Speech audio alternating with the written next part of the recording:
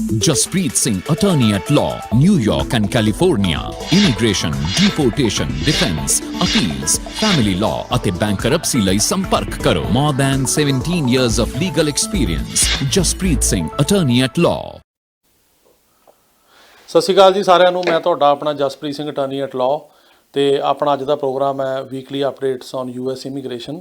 ਇਹਦੇ ਵਿੱਚ ਆਪਾਂ ਜਿੱਥੇ ਇਮੀਗ੍ਰੇਸ਼ਨ ਦੀਆਂ ਜਿਹੜੀਆਂ ਘਟਨਾਵਾਂ ਨੇ ਉਹਦੇ ਬਾਰੇ ਗੱਲ ਕਰਦੇ ਹਾਂ, ਉਹਦੇ ਨਾਲ ਨਾਲ ਤੁਹਾਡੇ ਸਵਾਲਾਂ ਦੇ ਜਿਹੜੇ ਜਵਾਬ ਆ ਉਹ ਵੀ ਦੇਣ ਦੀ ਕੋਸ਼ਿਸ਼ ਕਰਦੇ ਹਾਂ। ਤੇ ਸਾਰਿਆਂ ਤੋਂ ਪਹਿਲਾਂ ਤੁਹਾਡਾ ਬੜਾ ਧੰਨਵਾਦ ਜਿਹੜਾ ਤੁਸੀਂ ਇਹਨਾਂ ਵੀਡੀਓਜ਼ ਨੂੰ ਦੇਖਦੇ ਹੋ, ਸ਼ੇਅਰ ਕਰਦੇ ਹੋ, ਸਬਸਕ੍ਰਾਈਬ ਕਰਦੇ ਹੋ। ਸਾਡਾ ਉਹਦੇ ਨਾਲ ਹੌਸਲਾ ਵੱਧਦਾ।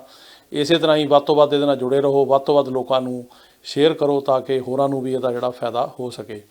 ਸੋ ਜਿਹੜੀ ਸਭ ਤੋਂ ਇੰਪੋਰਟੈਂਟ ਖਬਰ ਆ ਉਹ ਹੈਗੀ ਆ ਫੈਡਰਲ ਜਿਹੜੇ ਜੱਜ ਨੇ ਟੈਕਸਸ ਦੀ, ਉਹਨਾਂ ਨੇ ਜਿਹੜਾ 6 ਵੀਕ ਦਾ ਅਬੋਰਸ਼ਨ ਬੈਨ ਸੀਗਾ ਜਿਹੜਾ ਕਿ ਟੈਕਸਸ ਦੀ ਸਰਕਾਰ ਨੇ ਲਾਇਆ ਸੀ, ਮਤਲਬ ਕਾਨੂੰਨ ਬਣਾਇਆ ਸੀ ਉਹਨਾਂ ਨੇ, ਅਤੇ ਉਹਨੂੰ ਉਹਨਾਂ ਨੇ ਜਿਹੜਾ ਹੈਗਾ ਉਹ ਬਲੌਕ ਕਰ ਦਿੱਤਾ ਅਤੇ ਉਹ ਜੱਜ ਸਾਹਿਬ ਨੇ ਉਹਨੂੰ ਸਟੇ ਦੇ ਦਿੱਤੀ ਆ। ਅਤੇ ਉਹਨਾਂ ਨੇ ਫੈਡਰਲ ਜੱਜ in Texas issued an order Wednesday blocking the state 6 week abortion ban.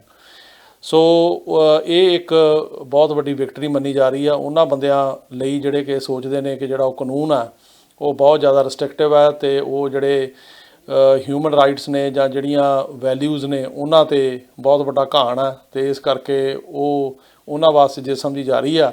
ਪਰ ਦੂਜੇ ਪਾਸੇ ਜਿਹੜੀ ਟੈਕਸਸ ਦੀ ਸਰਕਾਰ ਹੈ, ਅਟਾਰਨੀ ਜਨਰਲ ਨੇ ਉਹਨਾਂ ਨੇ ਕਿਹਾ ਕਿ ਅਸੀਂ ਇਹਦਾ 5th ਸਰਕਟ ਕੋਰਟ ਦੇ ਵਿੱਚ ਜਿਹੜਾ ਉਹ ਅਪੀਲ ਕਰਾਂਗੇ। ਅਤੇ ਹੁਣ ਜਿਹੜਾ ਆਰਡਰ ਹੈਗਾ ਜੱਜ ਸਾਹਿਬ ਦਾ ਅਤੇ ਉਹਦੇ ਵਿੱਚ ਉਹਨਾਂ ਨੇ ਕਿਹਾ ਕਿ fully aware that depriving its citizens of this right by direct state action would be flagrantly unconstitutional. The state contrived an unprecedented and transparent statutory scheme to do just that. ਉਹਨਾਂ ਨੇ ਕਿਹਾ ਵੀ ਜਿਹੜਾ ਤੁਸੀਂ ਸਿਟੀਜ਼ਨਸ ਨੂੰ ਇਹ ਜਿਹੜਾ ਮਤਲਬ ਕਾਨੂੰਨ ਬਣਾਇਆ ਅਤੇ ਉਹਨਾਂ ਦੇ ਜਿਹੜਾ ਤੁਸੀਂ ਉਹਨਾਂ ਦੇ ਜਿਹੜੀਆਂ ਰਾਈਟਸ ਦੀ ਵਾਇਲੇਸ਼ਨ ਕੀਤੀ ਆ ਇਹ ਅਨਕੌਂਸਟੀਟਿਊਸ਼ਨਲ ਆ ਅਤੇ ਸਟੇਟ ਨੇ ਜਿਹੜਾ ਹੈਗਾ ਉਹ ਇਹੀ ਕੀਤਾ। ਸੋ ਉਹਨਾਂ ਦਾ ਜਿਹੜਾ ਆਰਡਰ ਹੈਗਾ ਜੱਜ ਪਿਟਮੈਨਸ order blocks any officer of the state ਇੰਕਲੂਡਿੰਗ state court ਜੱਜਿਸ, court ਕਲਰਕਸ from ਇਨਫੋਰਸਿੰਗ the ban. He explicitly prohibits those officers from accepting or adopting, maintaining, hearing, resolving, awarding damages in, enforcing judgments in, enforcing any administrative penalty in, and administering any lawsuit brought under the state law. ਸੋ ਉਹਨਾਂ ਨੇ ਜਿੰਨੀਆਂ ਵੀ state ਦੀਆਂ ਏਜੰਸੀਆਂ ਨੇ, ਚਾਹੇ police ਹੈ, ਚਾਹੇ state ਦੀਆਂ ਕੋਰਟਾਂ ਨੇ, ਚਾਹੇ ਕੋਰਟਾਂ ਦੇ ਕਲਰਕ ਨੇ, ਉਹਨਾਂ ਨੂੰ ਇਹ ਲਾਅ ਜਿਹੜਾ ਹੈਗਾ ਇਹਨੂੰ ਇਨਫੋਰਸ ਕਰਨ 'ਤੇ ਬੈਨ ਲਗਾ ਦਿੱਤਾ। ਵੱਡੀ ਖਬਰ ਆ ਅਤੇ ਇਹਦੀ ਜਿਹੜੀ ਸਟੇਟ ਨੇ ਕਿਹਾ ਅਸੀਂ ਅਪੀਲ ਕਰਾਂਗੇ। ਹੁਣ ਦੇਖਦੇ ਹਾਂ ਅਪੀਲ ਪ੍ਰੋਸੈਸ ਦੇ ਵਿੱਚ ਕੀ ਹੁੰਦਾ ਆ। ਉੱਧਰੋਂ ਜਿਹੜੀ ਫੈਡਰਲ ਗੌਰਮੈਂਟ ਆ ਉਹ ਵੀ ਇਹ ਕਰ ਰਹੀ ਆ। ਹੁਣ ਕਾਂਗਰਸ ਦੇ ਵਿੱਚ ਬਿੱਲ ਇੰਟਰੋਡਿਊਸ ਹੋਇਆ ਅਤੇ ਉਹ ਵੀ ਇਹਦੇ ਉੱਤੇ ਜਿਹੜੀ ਹੈਗੀ ਲੈਜਿਸਲੇਸ਼ਨ ਬਣਾਉਣ ਦੀ ਜਿਹੜੀ ਆ ਉਹ ਕੋਸ਼ਿਸ਼ ਜਾਰੀ ਹੈ। ਦੂਜੀ ਖਬਰ ਜਿਹੜੀ ਹੈਗੀ ਆ ਉਹ ਜਿਹੜਾ ਨਵੀਂ ਗਾਈਡਲਾਈਨ ਇਸ਼ੂ ਕੀਤੀ ਹੈ DHS ਨੇ ਅਰੈਸਟ ਅਤੇ ਡਿਪੋਰਟੇਸ਼ਨ ਬਾਰੇ, ਉਹਦੇ ਬਾਰੇ ਹੈਗੀ ਆ ਕਿ ਉਹ ਜਿਹੜੀ ਨਵੀਂ ਪਾਲਿਸੀ ਆ ਉਹਦੇ ਤਹਿਤ ਜਿਵੇਂ ਲਾਸਟ ਟਾਈਮ ਆਪਾਂ ਦੱਸਿਆ ਸੀਗਾ ਕਿ ਇਹਦੇ 'ਚ ਉਹਨਾਂ ਨੇ ਇਹ ਕਿਹਾ ਕਿ ਕੋਈ ਵੀ ਬੰਦਾ ਜਿਹੜਾ ਹੈਗਾ ਉਹ ਜਿੱਤੇ ਚਾਹੇ ਡੈਪੂਟੇਸ਼ਨ ਲੱਗੀ ਆ ਜੋ ਇਸ ਕ੍ਰਾਈਟੇਰੀਆ ਦੇ ਵਿੱਚ ਨਹੀਂ ਆਉਂਦਾ ਉਹਨੂੰ ਤੁਸੀਂ ਡਿਪੋਰਟ ਨਹੀਂ ਕਰ ਸਕਦੇ, ਅਰੈਸਟ ਨਹੀਂ ਕਰ ਸਕਦੇ। ਸੋ ਇਹਦੇ 'ਚ ਹੈਗਾ ਕਿ what are the enforcement priorities under the new guidance. The memo provides ICE agents with guidelines on 3 categories of enforcement priorities. The new guidelines direct ICE to focus resources on people who would be considered priorities for enforcement under these 3 categories. ਉਹ ਇਹ ਕਹਿ ਰਹੇ ਆ ਵੀ 3 ਕੈਟੇਗਰੀਆਂ ਦੇ ਜਿਹੜੇ ਬੰਦੇ ਨੇ ਉਹਨਾਂ ਨੂੰ ਹੀ ਫੜਿਆ ਜਾ ਸਕਦਾ, ਦੂਜੇ ਬੰਦਿਆਂ ਨੂੰ ਜਿਹੜਾ ਫੜਨਾ ਜਾਂ ਡਿਪੋਰਟ ਕਰਨਾ ਉਹ ਹੁਣ ਤੋਂ ਸੰਭਵ ਨਹੀਂ ਹੋਏਗਾ।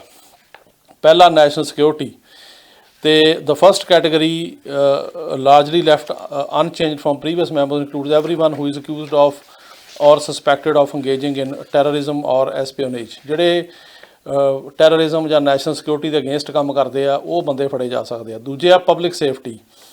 ਦ ਸੈਕੰਡ ਕੈਟੇਗਰੀ ਵਿਚ includes anyone whom ICE finds to be a threat to public safety. ਪਹਿਲਾਂ ਕੀ ਸੀਗਾ ਕਿ this category apply to anyone who had been convicted of an aggravated felony and who deem to be currently be a risk to public safety. ਅਤੇ ਇਹ ਜਿਹੜੀ approach ਪਹਿਲਾਂ ਇਹ ਸੀ ਵੀ ਜਿਹਦੇ ਖਿਲਾਫ ਫੈਲਨੀ ਕੋਈ ਐਗਰੀਵੇਟਡ ਹੋਈ ਆ ਜਾਂ ਕਨਵਿਕਸ਼ਨ ਹੋਈ ਆ ਅਤੇ ਪਬਲਿਕ ਸੇਫਟੀ ਨੂੰ ਥ੍ਰੈਟ ਆ। ਅਤੇ ਇਹਦੇ ਜਿਨ੍ਹਾਂ ਨੇ ਕਿਹਾ ਨਾਓ ਦ approach has been replaced with a non exhaustive list of mitigating and aggravating factors that should be considered by ICE agents in determining whether discretion should be exercised. ਇਹਨਾਂ ਨੇ ਹੁਣ ਇਹ ਕਹਿਤਾ ਵੀ ਜਿਹੜੇ ਬੰਦਿਆਂ ਦਾ ਤਾਂ ਕ੍ਰਿਮੀਨਲ ਰੈਕੋਰਡ ਕੋਈ ਹੈ ਨਹੀਂ, ਉਹ ਤਾਂ ਜਿਨ੍ਹਾਂ ਦੇ ਇਕੱਲੀ ਡੈਪੂਟੇਸ਼ਨ ਹੀ ਲੱਗੀ ਹੈ ਜਾਂ ਕੇਸ ਫੇਲ ਹੋਏ ਨੇ, ਕੋਈ ਕ੍ਰਿਮੀਨਲ ਰੈਕੋਰਡ ਨਹੀਂ, ਉਹ ਤਾਂ ਬੰਦੇ ਨਾ ਫੜੇ ਜਾ ਸਕਦੇ ਆ ਹੁਣ, ਨਾ ਉਹ ਡਿਪੋਰਟ ਹੋ ਸਕਦੇ ਆ। ਲੇਕਿਨ ਜਿਨ੍ਹਾਂ ਦਾ ਕ੍ਰਿਮੀਨਲ ਰੈਕੋਰਡ ਹੈਗਾ ਵੀ ਆ, ਉਹਦੇ ਵਿੱਚ ਵੀ ਹੁਣ ਇਹ ਦੇਖਣਾ ਪਏਗਾ ਕਿ ਉਹਦੀ ਏਜ ਕੀ ਆ, ਓਲਡ ਏਜ ਤਾਂ ਨਹੀਂ ਹੈਗੀ, ਜਾਂ ਉਹਨੂੰ ਕੋਈ ਬਿਮਾਰੀ ਤਾਂ ਨਹੀਂ ਹੈਗੀ, ਜਾਂ ਕੋਈ ਵੂਮਨ ਪ੍ਰੈਗਨੈਂਟ ਤਾਂ ਨਹੀਂ, ਜਾਂ ਕੋਈ ਹੋਰ ਕਿਸੇ ਨੂੰ ਕਿਸੇ ਕਿਸਮ ਦੇ ਜਿਹੜੇ ਹੈਗੇ ਆ ਉਹ ਫਿਜ਼ੀਕਲ ਹੈਂਡੀਕੈਪ ਹੋਵੇ, ਕੋਈ ਬੰਦਾ ਵੀਲ ਚੇਅਰ 'ਤੇ ਹੋਵੇ ਜਾਂ ਇਸ ਤਰ੍ਹਾਂ, ਇਹ ਸਾਰੀਆਂ ਗੱਲਾਂ ਵੀ ਦੇਖਣੀਆਂ ਪੈਣਗੀਆਂ। ਅਤੇ ਜਿਹੜੇ ਬੰਦੇ ਓਲਡ ਨੇ ਜਾਂ ਜਿਹੜੇ ਫਿਜ਼ੀਕਲੀ ਚੈਲੰਜਡ ਨੇ, ਉਹਨਾਂ ਬੰਦਿਆਂ ਨੂੰ ਵੀ ਡਿਪੋਰਟ ਨਹੀਂ ਕੀਤਾ ਜਾਊਗਾ। ਸੋ ਜਿਨ੍ਹਾਂ ਨੇ ਕੋਈ ਕ੍ਰਾਈਮ ਨਹੀਂ ਕੀਤਾ ਉਹ ਬੰਦੇ ਡਿਪੋਰਟ ਨਹੀਂ ਹੋਣਗੇ। ਤੀਜਾ ਹੈਗਾ border security. So third category, under this category who entered or attempted to enter the US after November 1, 2020 could be deported। ਸੋ ਜਿਹੜਾ ਬੰਦਾ ਨਵੰਬਰ 1 2020 ਤੋਂ ਬਾਅਦ ਐਂਟਰ ਹੁੰਦਾ, ਉਹ 'ਚ ਆਉਂਦਾ, ਜਿਹੜੇ ਇਸ ਤੋਂ ਪਹਿਲਾਂ ਦੇ ਰਹਿ ਰਹੇ ਆ, ਉਹ ਬੰਦੇ ਇਹਦੇ 'ਚ ਡਿਪੋਰਟ ਨਹੀਂ ਹੋਣਗੇ। ਅਤੇ ਇਹਦੇ ਵਿੱਚ ਜਿਹੜੀ ਇਹ ਪਾਲਿਸੀ ਆ ਨਵੀਂ, ਇਹ ਹੁਣ ਕਾਫੀ ਜ਼ਿਆਦਾ ਜਿਹੜੀ ਹੈਗੀ ਆ ਉਹ ਫੇਅਰ ਆ। ਅਤੇ ਇਹ ਮੇਨਲੀ ਤਾਂ ਜਿਹੜਾ ਕਿ ਬੜੀ ਦੇਰ ਤੋਂ ਇਹ ਪ੍ਰੈਜ਼ੀਡੈਂਟ ਓਬਾਮਾ ਵੇਲੇ ਵੀ ਇਹੀ ਪਾਲਿਸੀ ਸੀਗੀ, ਇਹ ਚੱਲਦਾ ਵੀ ਜਿਹੜੇ ਬੰਦਿਆਂ ਨੇ ਕ੍ਰਾਈਮ ਕੀਤੇ ਨੇ ਜਾਂ ਜਿਹੜੇ ਸੋਸਾਇਟੀ ਨੂੰ ਰਿਸਕ ਨੇ ਜਾਂ ਜਿਨ੍ਹਾਂ ਦਾ ਇੱਥੇ ਖਤਰਾ ਆ, ਉਹ ਬੰਦੇ ਹੀ ਡਿਪੋਰਟ ਕੀਤੇ ਜਾਣ। ਜਿਹੜੇ ਬੰਦਿਆਂ ਦਾ ਕੋਈ ਖਤਰਾ ਨਹੀਂ, ਉਹ ਆਰਾਮ ਨਾਲ ਰਹਿ ਰਹੇ ਆ ਅਤੇ ਜਾਂ ਆਪਣਾ ਟੈਕਸ ਦੇ ਰਹੇ ਆ, ਕੰਮ ਕਰ ਰਹੇ ਆ, ਜਾਂ ਉੱਦਾਂ ਹੀ ਕੰਮ ਨਹੀਂ ਵੀ ਕਰਦੇ ਪਰ ਉਹਨਾਂ ਦਾ ਕਿਸੇ ਨੂੰ ਕੋਈ ਖਤਰਾ ਨਹੀਂ ਆ, ਉਹ ਬੰਦੇ ਇੱਥੋਂ ਡਿਪੋਰਟ ਜਿਹੜੇ ਆ ਉਹ ਨਾ ਕੀਤੇ ਜਾਣ। ਸੋ ਇਹਦੇ ਨਾਲ ਕਾਫੀ ਮੈਨੂੰ ਲੱਗਦਾ ਵੀ ਰਾਹਤ ਜਿਹੜੀ ਆ ਉਹ ਮਿਲੂਗੀ। ਅਤੇ ਇਹਦੇ ਨਾਲ ਨਾਲ ਆਪਾਂ ਹੁਣ ਅਗਲੀ ਗੱਲ ਕਰਦੇ ਹਾਂ ਅਸਾਈਲਮ ਦੇ ਕੇਸਾਂ ਦੀ। ਪਿਛਲੇ ਹਫ਼ਤੇ ਦੇ ਵਿੱਚ ਸਾਡੇ 2 ਪੋਲੀਟੀਕਲ ਅਸਾਈਲਮ ਦੇ ਕੇਸ ਜਿਹੜੇ ਆ ਉਹ ਪਾਸ ਹੋਏ ਆ। ਉਹਨਾਂ ਦੇ ਵਿੱਚ ਜਿਹੜੀ ਮੇਨ ਸੀ ਉਹ ਇਹ ਤਾਂ ਜਿਹੜਾ ਸਾਰਿਆਂ ਤੋਂ ਪਹਿਲਾਂ ਤਾਂ ਜਿਹੜੀ ਸਰਕਾਰ ਹੈ ਉਹਦੇ ਵੱਲੋਂ ਇਹ ਓਬਜੈਕਸ਼ਨ ਸੀਗਾ ਕਿ ਇਹ ਰੀਲੋਕੇਟ ਕਰ ਸਕਦੇ, ਕਿਤੇ ਹੋਰ ਰਹਿ ਸਕਦੇ ਜਾ ਕੇ ਇੰਡੀਆ ਦੇ ਵਿੱਚ। ਉਹਦੇ ਉੱਤੇ ਅਸੀਂ ਬਰੀਫ ਜਮ੍ਹਾਂ ਕਰਾਈ ਅਤੇ ਉਹ 'ਤੇ ਬਹਿਸ ਹੋਈ ਅਤੇ ਉਹ ਜੱਜ ਸਾਹਿਬ ਸਾਡੇ ਫੇਵਰ 'ਚ ਮੰਨ ਗਏ ਵੀ ਉੱਥੇ ਹਾਲਾਤ ਇੱਦਾਂ ਦੇ ਹੈਗੇ ਆ ਵੀ ਨਹੀਂ ਜਾ ਕੇ ਬੰਦਾ ਹੋਰ ਥਾਂ ਰਹਿ ਸਕਦਾ। ਸੋ ਉਹ ਇਸ਼ੂ ਜਿਹੜਾ ਟੈਕਲ ਕਰਕੇ ਹੋਇਆ। ਦੂਸਰਾ ਜਿਹੜੀ ਹੁਣ ਦੀ ਉੱਥੇ ਦੀ ਕੰਟਰੀ ਕੰਡੀਸ਼ਨ ਰਿਪੋਰਟਾਂ ਨੇ ਉਹ ਸਾਰੀਆਂ ਜਮ੍ਹਾਂ ਕਰਾਈਆਂ ਅਤੇ ਉਹਦੇ ਨਾਲ 2 ਡੇਟਾਂ ਸੀਗੀਆਂ ਅਤੇ ਪਰਮਾਤਮਾ ਦੀ ਕਿਰਪਾ ਨਾਲ ਦੋਨੇ ਕੇਸ ਜਿਹੜੇ ਆ ਉਹ ਪਾਸ ਹੋਏ ਆ। ਅਤੇ ਇਹਦੇ ਨਾਲ ਨਾਲ 3 ਬੰਦੇ ਅਸੀਂ ਜਿਹੜੇ ਬਾਰਡਰ 'ਤੇ ਆਏ ਸੀ ਕ੍ਰੋਸ ਕਰਕੇ, ਉਹਨਾਂ ਨੂੰ ਜੇਲ੍ਹਾਂ 'ਚੋਂ ਛੁਡਾਉਣ 'ਚ ਕਾਮਯਾਬ ਹੋਏ ਆ। ਉਹਨਾਂ ਵਿੱਚੋਂ ਇੱਕ ਤਾਂ ਯੰਗ ਸੀ ਜਿਹਦੀ ਉਮਰ 18 ਸਾਲ ਤੋਂ ਘੱਟ ਸੀ, ਉਹਦੇ ਤਾਂ ਕੋਈ ਖਾਸ ਬਿਆਨ ਨਹੀਂ ਹੋਏ ਅਤੇ ਉਹਨਾਂ ਨੇ ਗਰੰਟਰ ਦੀ ਕੋਈ ਬੌਂਡ ਨਹੀਂ ਹੋਇਆ, ਉਹਦੇ ਕੋਲ ਮਤਲਬ ਛੱਡਤਾ। ਅਤੇ ਬਾਕੀ ਜਿਹੜੇ 2 ਬੰਦੇ ਆ ਉਹਨਾਂ ਦੇ ਬਿਆਨ ਹੋਏ ਸੀ ਅਤੇ ਇੱਕ ਦੇ ਬਿਆਨ ਫੇਲ ਹੋ ਗਏ ਸੀ। ਮੁੜ ਕੇ ਇਮੀਗ੍ਰੇਸ਼ਨ ਜੱਜ ਕੋਲ ਗਿਆ, ਉੱਥੇ ਫਿਰ ਅਸੀਂ ਪੇਸ਼ ਹੋਏ ਅਤੇ ਅਸੀਂ ਉਹਦੀ ਪੈਰਵੀ ਕੀਤੀ ਅਤੇ ਉਹਦੇ ਪਾਸ ਹੋਏ, ਉਹ ਬਾਹਰ ਆਇਆ। ਅਤੇ ਦੂਜੇ ਬੰਦੇ ਦੇ ਬਿਆਨ ਪਾਸ ਹੋ ਗਏ ਸੀ, ਉਹ ਬਾਹਰ ਆਇਆ। ਅਤੇ ਇਹਨਾਂ ਵਿੱਚੋਂ ਇੱਕ ਦਾ ਬੌਂਡ ਹੋਇਆ, ਇੱਕ ਦਾ ਨਹੀਂ ਹੋਇਆ। ਸੋ ਇਸ ਤਰ੍ਹਾਂ ਜਿਹੜੀ ਹੁਣ ਹੈਗੀ, ਜਿਹੜੇ ਬੰਦੇ ਡਿਟੈਂਸ਼ਨ ਦੇ ਵਿੱਚ ਫੜੇ ਜਾਂਦੇ ਉੱਧਰੋਂ ਆਉਂਦੇ ਆ, ਉਹਨਾਂ ਦੇ ਵਿੱਚ ਇਹ ਆ ਕਿ ਜਿਹੜੇ 18 ਸਾਲ ਤੋਂ ਘੱਟ ਆ ਜਾਂ ਜਿਹੜੇ ਫੈਮਲੀਜ਼ ਨਾਲ ਆਉਂਦੇ ਆ, ਉਹਨਾਂ ਦਾ ਬੌਂਡ ਵਗੈਰਾ ਜਿਹੜਾ ਹੈਗਾ ਉਹ ਈਜ਼ੀਲੀ ਹੋ ਜਾਂਦਾ ਜਾਂ ਬੌਂਡ ਹੁੰਦਾ ਹੀ ਨਹੀਂ। ਜਿਹੜਾ ਗਰੰਟਰ ਆ ਉਹਦੇ ਕੋਲ ਛੱਡ ਦਿੰਦੇ ਆ 72 ਘੰਟੇ ਦੇ ਵਿੱਚ। ਬਿਆਨ ਵੀ ਜਿਹੜੇ ਆ ਉਹ ਇੰਨੇ ਜ਼ਿਆਦਾ ਨਹੀਂ ਹੁੰਦੇ, ਪਰ ਜਿਹੜੇ 18 ਸਾਲ ਤੋਂ ਉੱਪਰ ਆ ਉਹਨਾਂ ਦੇ ਬਿਆਨ ਹੁੰਦੇ ਨੇ। ਕਈਆਂ ਦੇ ਬਿਆਨ ਫੇਲ ਵੀ ਹੋ ਜਾਂਦੇ ਆ, ਕਈਆਂ ਦੇ ਪਾਸ ਹੋ ਜਾਂਦੇ ਆ। ਅਤੇ ਉਸ ਹਿਸਾਬ ਨਾਲ ਇਹ ਜਿਹੜਾ ਸਿਸਟਮ ਹੈ ਇਹ ਚੱਲ ਰਿਹਾ। ਅਤੇ ਇਹਦੇ ਵਿੱਚ ਲੇਕਿਨ ਮੈਂ ਸਾਰਿਆਂ ਨੂੰ ਇਹੀ ਬੇਨਤੀ ਕਰੂੰਗਾ ਵੀ ਇਹ ਰਸਤੇ ਰਾਹੀਂ ਆਉਣਾ ਗਲਤ ਹੈ, ਇਸ ਰਸਤੇ ਰਾਹੀਂ ਨਾ ਆਓ। ਕਿਉਂਕਿ ਜਦੋਂ ਤੁਸੀਂ ਉੱਥੋਂ ਬਾਰਡਰ ਕ੍ਰੋਸ ਕਰਕੇ ਆਉਂਦੇ ਆ, ਇੱਕ ਤਾਂ ਆਪਣੀ ਜਾਨ ਨੂੰ ਖਤਰਾ, ਉੱਥੇ ਹਾਲਾਤ ਇੱਦਾਂ ਦੇ ਹੁੰਦੇ ਆ ਜਿੱਥੋਂ ਤੁਸੀਂ ਲੰਘ ਕੇ ਆਉਂਦੇ ਆ ਉੱਥੇ ਕੋਈ ਸੇਫਟੀ ਨਹੀਂ। ਦੂਸਰੀ ਗੱਲ ਇਹ ਹੈ ਕਾਨੂੰਨ ਦੀ ਵਾਇਲੇਸ਼ਨ ਆ। ਪਰ ਕਿਉਂਕਿ ਕਾਫੀ ਲੋਕ ਸਾਨੂੰ ਪੁੱਛਦੇ ਆ ਕਿ ਜੀ ਕੀ ਉੱਥੇ ਦੇ ਹਾਲਾਤ ਨੇ ਕਿੱਦਾਂ, ਉਹਦੇ ਕਰਕੇ ਇਹ ਨਿਊਜ਼ ਸ਼ੇਅਰ ਕਰ ਰਹੇ ਹਾਂ ਵੀ ਅਸੀਂ ਜਿਹੜੇ ਬੰਦੇ ਛੁਡਾਏ ਆ ਉਹਨਾਂ ਦਾ ਜਿਹੜਾ ਹੈਗਾ ਉਹ ਇਹ ਆ ਵੀ ਜਿਹੜੇ 18 ਸਾਲ ਤੋਂ ਘੱਟ ਨੇ ਜਾਂ ਜਿਹੜੀਆਂ ਫੈਮਲੀਜ਼ ਆਉਂਦੀਆਂ ਬੱਚਿਆਂ ਨਾਲ, ਉਹਨਾਂ ਦੇ ਜਿਹੜੇ ਬਿਆਨ ਵਗੈਰਾ ਨਹੀਂ ਹੁੰਦੇ, ਨਾ ਹੀ ਉਹਨਾਂ ਦਾ ਬੌਂਡ ਹੁੰਦਾ ਕੋਈ। ਜੇ ਕੋਈ ਬਾਹਰ ਜ਼ਿੰਮੇਵਾਰੀ ਲੈਣ ਵਾਲਾ ਉਹਦੀ ਕਸਟਡੀ ਛੱਡ ਦਿੰਦੇ ਆ ਅਤੇ ਦੂਜਿਆਂ ਦੇ ਜ਼ਰੂਰ ਜਿਹੜੇ ਬਿਆਨ ਆ ਉਹ ਹੁੰਦੇ ਆ।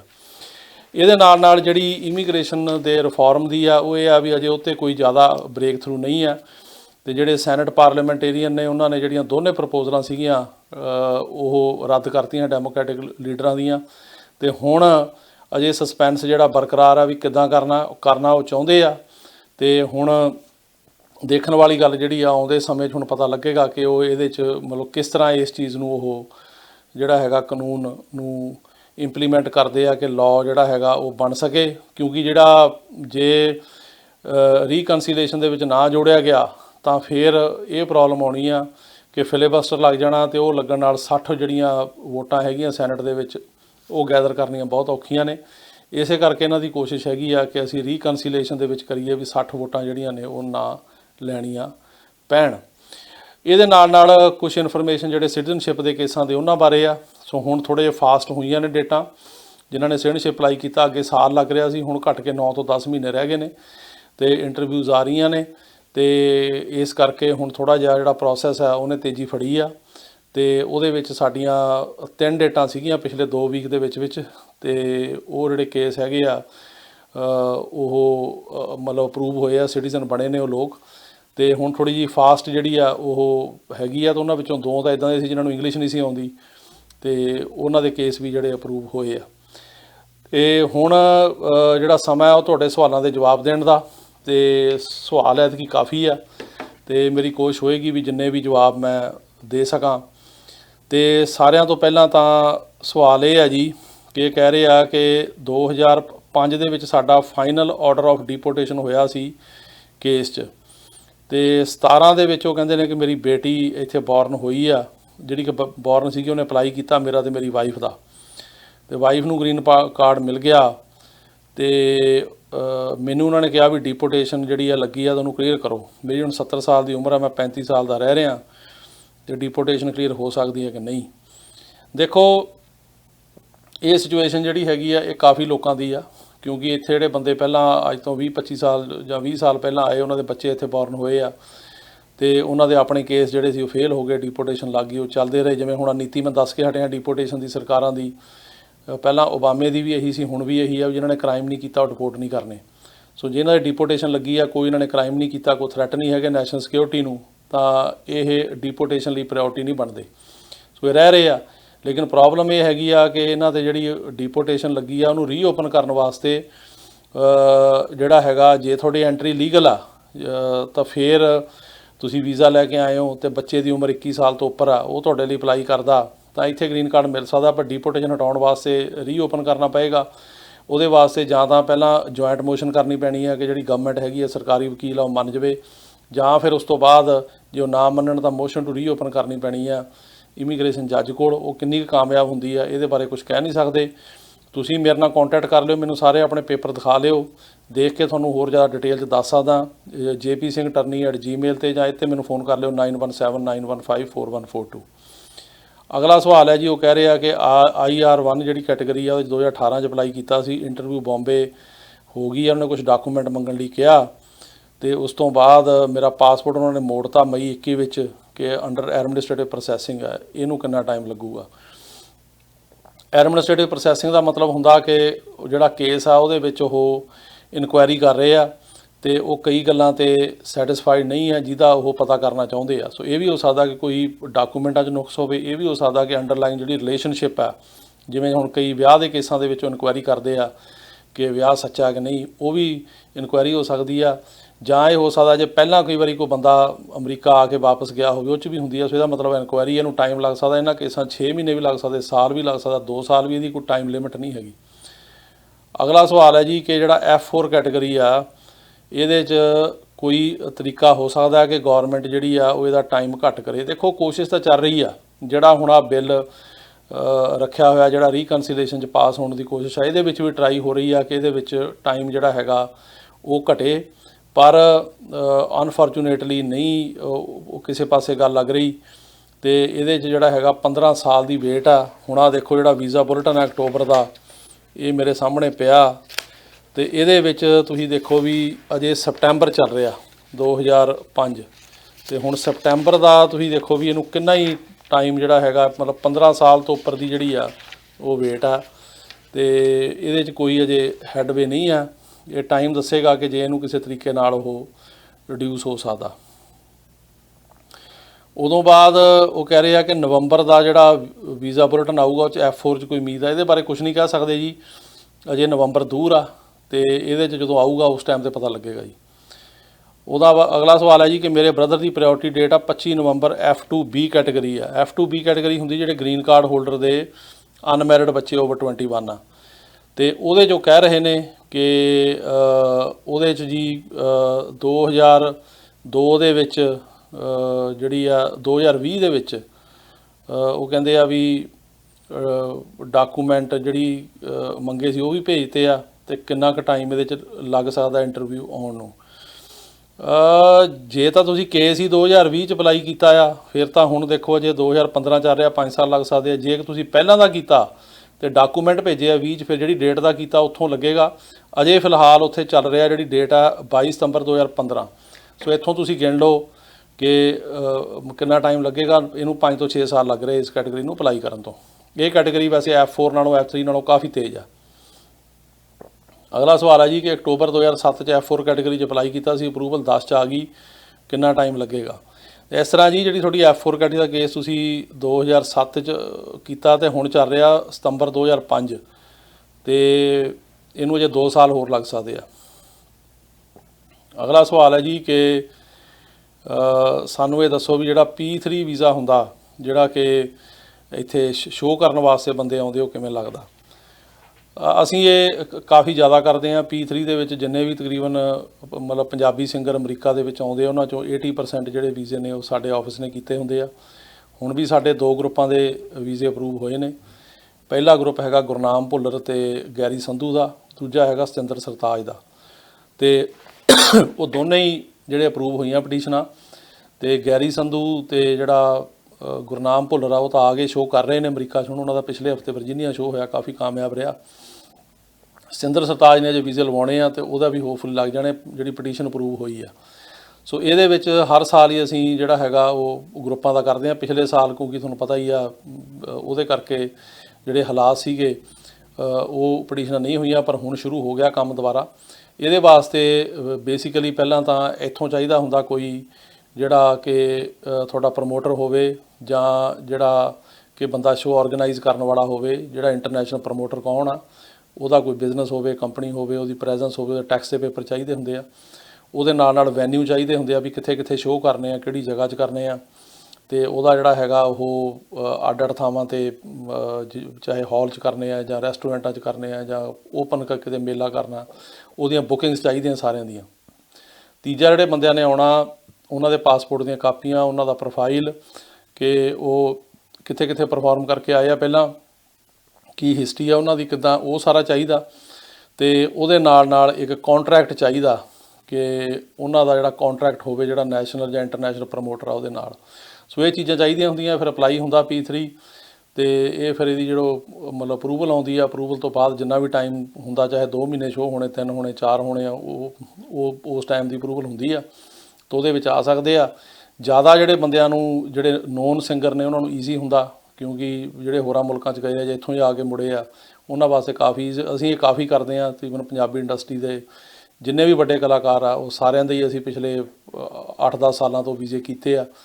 ਤੇ ਹੁਣ ਵੀ ਅਸੀਂ ਜਿਹੜੇ ਹੈਗੇ ਆ ਹੁਣ ਸ਼ੁਰੂ ਹੋਇਆ, ਹੁਣ ਕਰ ਰਹੇ ਆ। ਹੁਣ 3-4 ਪਟੀਸ਼ਨਾਂ ਹੋਰ ਕਰਨੀਆਂ ਅਗਲੇ ਸਾਲ ਲਈ, ਤੇ ਇਹਦਾ ਇਹ ਪ੍ਰੋਸੀਜਰ ਹੈ ਜੀ।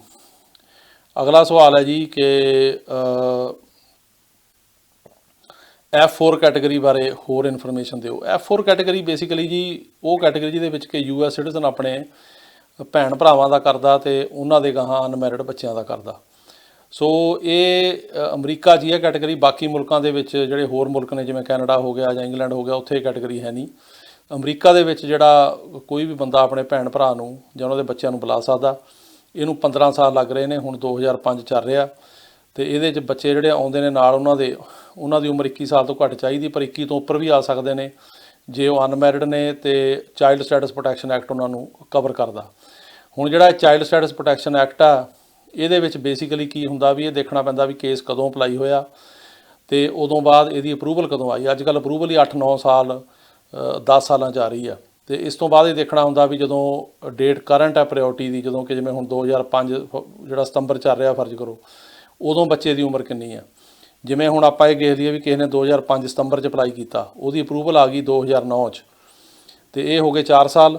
ਤੇ ਜੇ ਹੁਣ ਅੱਜ ਉਹ ਬੱਚੇ ਦੀ ਜਿਹੜੀ ਉਮਰ ਹੈਗੀ ਆ ਉਹ 23 ਸਾਲ ਆ, ਤਾਂ ਉਹ ਕਵਰ ਹੋ ਜਾਏਗਾ, ਕਿਉਂਕਿ ਉਹ ਜਿਹੜਾ 4 ਸਾਲ ਦਾ ਟਾਈਮ ਹੈ ਉਹ ਬੱਚੇ ਦੀ ਉਮਰ 'ਚੋਂ ਕੱਢਿਆ ਜਾਊਗਾ, ਤੇ ਉਮਰ 21 ਸਾਲ ਤੋਂ ਘੱਟ ਰਹਿ ਗਈ, ਉਹ ਕਵਰ ਹੋ ਸਕਦਾ। ਸੋ ਇਸ ਤਰ੍ਹਾਂ ਦੀ ਕੈਲਕੂਲੇਸ਼ਨ ਹੈਗੀ ਆ, ਉਹਦੇ ਵਿੱਚ ਜਿਹੜੇ ਬੱਚੇ ਆ ਉਹ ਕਵਰ ਹੋ ਜਾਂਦੇ ਆ। ਅਗਲਾ ਸਵਾਲ ਹੈ ਜੀ ਕਿ ਸਾਡਾ F3 ਦਾ ਕੇਸ ਸਾਰਾ ਪੇਪਰ ਵਰਕ ਅਤੇ ਫੀਸਾਂ ਦੀ ਜਮ੍ਹਾਂ ਕਰਾਤੀਆਂ ਜੁਲਾਈ 20 'ਚ, ਕਿੰਨਾ ਟਾਈਮ ਲੱਗੂਗਾ। F3 ਦੇ ਵਿੱਚ ਅਜੇ ਜੀ 2008 ਚੱਲ ਰਿਹਾ, ਪਰ ਤੁਸੀਂ ਜੇ ਪੇਪਰ ਜਮ੍ਹਾਂ ਕਰਾਏ ਨੂੰ ਟਾਈਮ ਲੱਗ ਰਿਹਾ, ਕਾਫੀ ਸਲੋ ਆ। तो हो सकता साल के एंड 'ਚ अगले साल तक इंटरव्यू आवे।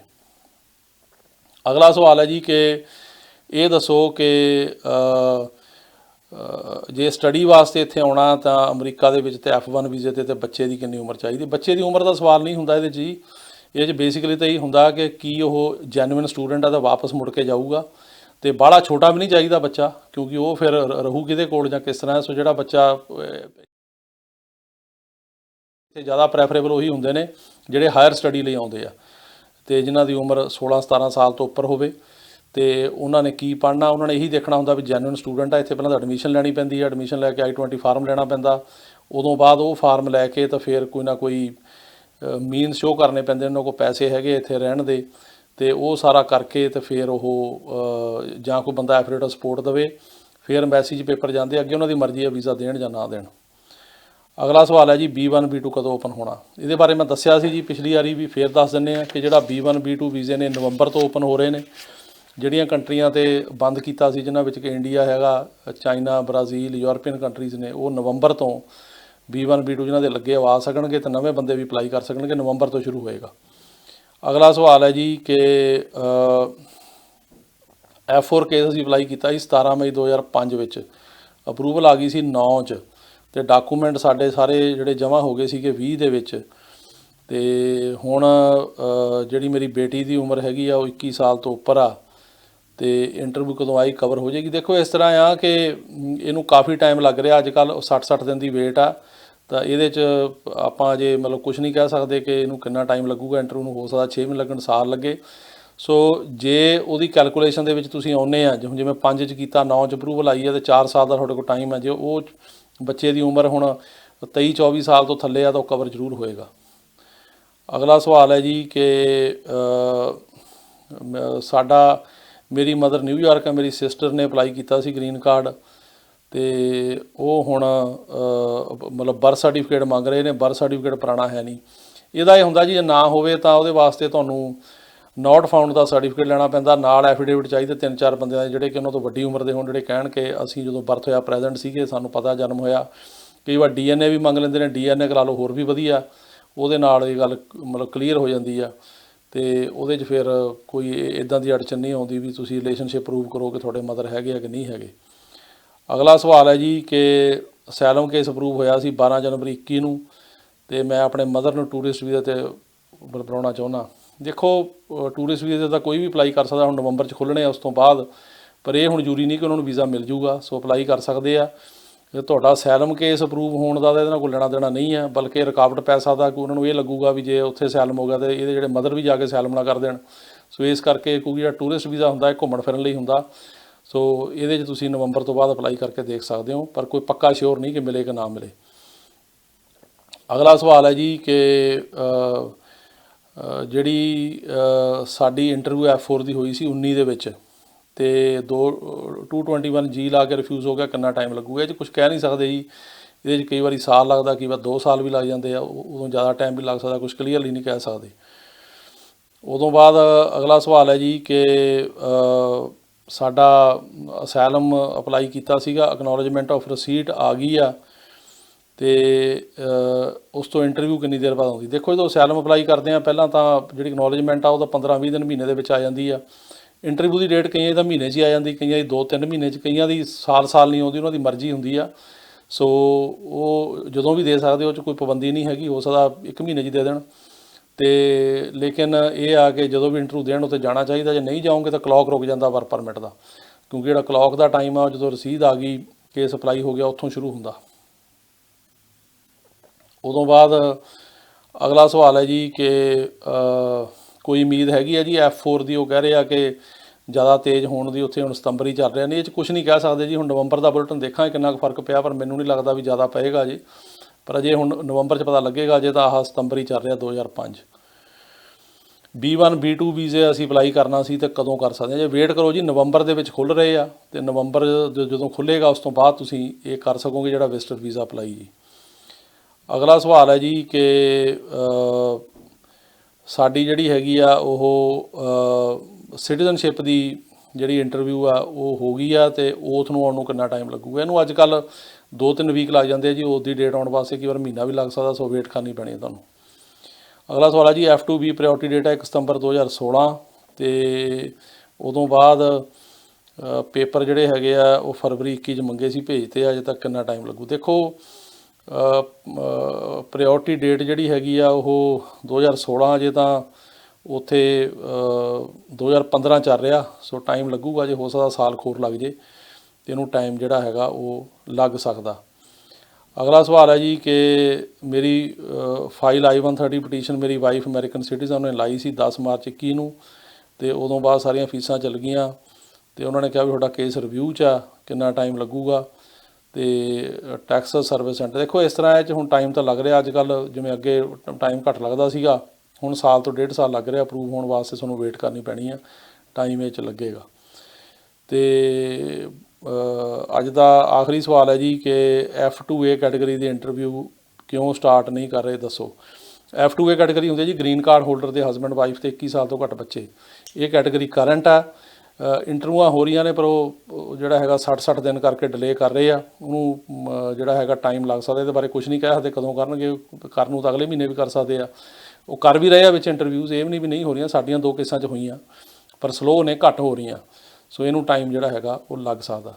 ਇਹਦੇ ਨਾਲ ਹੀ ਤੁਹਾਡਾ ਸਾਰਿਆਂ ਦਾ ਬਹੁਤ ਬਹੁਤ ਧੰਨਵਾਦ, ਤੇ ਜਿਹੜੇ ਤੁਹਾਡੇ ਸਵਾਲ ਹੋਣਗੇ ਜਿਹੜੀ ਆ ਨਵੀਂ ਵੀਡੀਓ ਇਹਦੇ ਥੱਲੇ ਲਿਖ ਕੇ ਪਾਓ, ਤੇ ਅਗਲੇ ਵੀਕ ਮੈਂ ਜਿੰਨੇ ਵੀ ਜਵਾਬ ਦੇ ਸਕਿਆ ਉਹ ਦੇਣ ਦੀ ਕੋਸ਼ਿਸ਼ ਕਰਾਂਗਾ। ਸਤਿ ਸ਼੍ਰੀ ਅਕਾਲ ਜੀ। Jaspreet Singh, attorney at law, New York and California.